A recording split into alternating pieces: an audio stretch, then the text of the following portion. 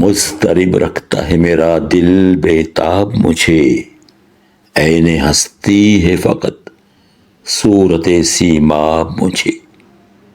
اس نظم میں علامہ اقبال نے موج دریا کی زبان سے اپنی اس تخلیق کا موضوع بنایا ہے کہ دریا گویا ہوتا ہے کہ میرا دل مجھے بے چین رکھتا ہے، اس لیے پارے کی مانند تڑپنا بہنا ہی میری حقیقی زندگی ہے۔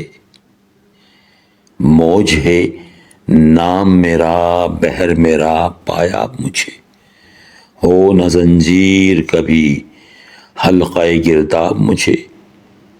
اقبال فرماتے ہیں کہ موج کہتی ہے میں موج ہوں اور سمندر کا پانی میرا ذخیرہ ہے، اور کوئی بھنور کوئی طوفان میرے لیے زنجیر نہیں بن سکتے۔ میں آزاد ہوں، کوئی میرا کچھ نہیں بگاڑ سکتا، میں بہتی رہوں گی۔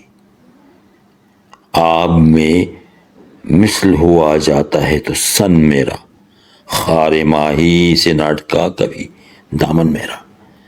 میں پانی میں تیز گھوڑی کی رفتار سے سفر کرتی ہوں، اور اس دوران وہ مچھلی بھی میری راہ میں حائل نہیں ہو سکتی کہ جس کی پشت پر ہڈی نما کانٹا ہوتا ہے۔